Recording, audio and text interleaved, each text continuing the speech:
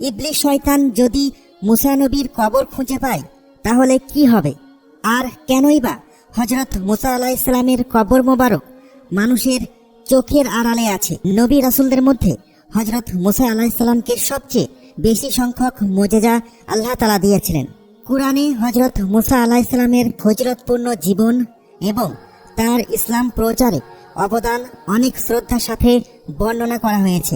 ধারণা করা হয় বাইতুল মুকাদ্দাসে মুসা আলাইহিস সালামের মৃত্যু হয়, কিন্তু তার কবর কোথায় তা আজও জানা যায়নি।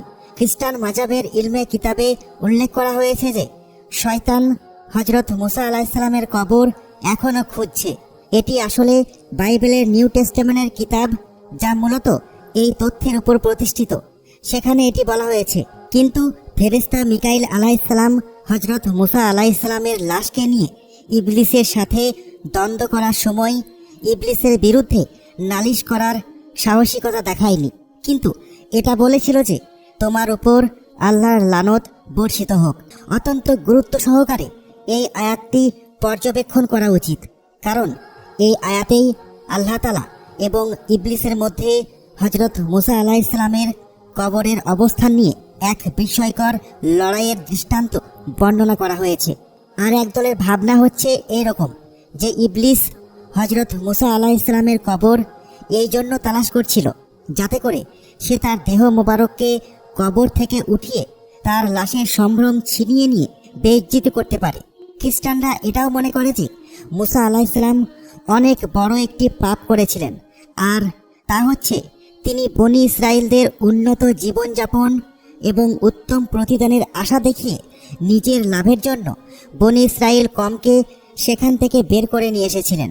আর এ কারণেই আল্লাহ তাআলা তার থেকে তার সকল মুজিজা ফিরিয়ে নিয়েছিলেন। আর এটাও বিশ্বাস করে যে আল্লাহ তাআলা হযরত মুসা আলাইহিস সালামের কবরকে গোপন করে রেখেছেন, যাতে শয়তান কখনো তার কবরকে খুঁজে না পায় এবং সেখান থেকে তার লাশ উঠিয়ে বনি ইসরায়েল কমকে মিথ্যা কথা বলে আবার পথভ্রষ্ট না করতে পারে। আর এ কারণেই শয়তান আজও হযরত মুসা আলাইহিস সালামের লাশের সন্ধানে রয়েছে। হযরত আদম আলাইহিস সালাম থেকে শুরু করে আজ পর্যন্ত শয়তান এভাবেই কোটি কোটি মানুষকে পথভ্রষ্ট করেছে।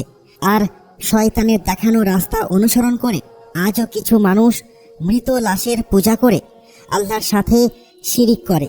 আল্লাহ তাআলা হযরত মুসা আলাইহিস সালামের কবরের ঠিকানা এখনো পর্যন্ত গোপন রেখেছেন।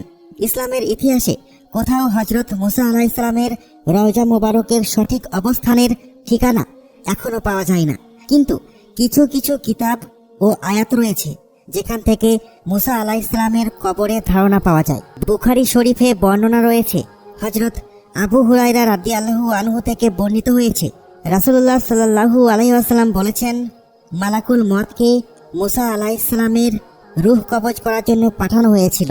ফেরেশতা যখন তার কাছে এলেন, তিনি তার চোখে চড় মারলেন। তখন ফেরেশতা রবের কাছে গিয়ে বললেন, আপনি আমাকে এমন এক বান্দার কাছে পাঠিয়েছেন যিনি মরতে চান না। আল্লাহ বললেন, তুমি তার কাছে ফিরে গিয়ে বলো সে যেন তার একটি হাত গরুর পিঠে রাখে। তার হাত যতগুলো পশম থাকবে তার প্রতিটি পশমের বদলে তাকে 1 বছর করে আয়ু দেয়া হবে। মুসা আলাইহিস সালাম বললেন, হে রব, তারপর কি হবে? আল্লাহ বললেন, তারপর মৃত্যু। মুসা আলাইহিস সালাম বলেন, তাহলে এখনই হোক। তখন তিনি একটি পাথর নিক্ষেপ করলে যতদূর যায় বাইতুল মাকদিসের ততটুকু নিকটবর্তী স্থানে তাকে পৌঁছিয়ে দেওয়ার জন্য আল্লাহ তাআলার কাছে নিবেদন করেন। আল্লাহ রাসূল সাল্লাল্লাহু আলাইহি ওয়াসাল্লাম বলেছেন, আমি সেখানে থাকলে অবশ্যই পথের পাশে লাল বালুর ঢিলার কাছে তার কবর তোমাদেরকে দেখিয়ে দিতাম। হযরত মুসা আলাইহিস সালাম তার শেষ সময় টিলা পর্বতের কাছে অবস্থান করেছিলেন এবং তিনি প্রার্থনা করেছিলেন যাতে তার মৃত্যু বাইতুল মুকাদ্দাসে দেওয়া হয়। তিনি নিজের কওমদেরকে বলেছিলেন যাতে তাকে মৃত্যুর পরে বাইতুল মুকাদ্দাসে সমাহিত করা হয়, কিন্তু তাকদীর এরকমটা হতে দেয়নি। সে একটি পাথর ছুঁড়ে মারলে যত দূর যায় তার থেকে বেশি দূরে আর যেতে পারেনি। এজন্যই মহানবী সাল্লাল্লাহু আলাইহি ওয়াসাল্লাম বলেছেন যে যদি আমি ওখানে থাকতাম তাহলে ওই পাহাড়ের নিচে তার কবর মোবারক দেখিয়ে দিতে পারতাম। আরও একটি বর্ণনা হতে এটাও জানা যায় যে একদা হজরত মুসা আলাইহিসসালাম একটি কবরের পাশ দিয়ে যাচ্ছিলেন। তিনি দেখলেন সেখানে একজন ফেরেশতা একটি সুন্দর কবর খুঁড়ছে।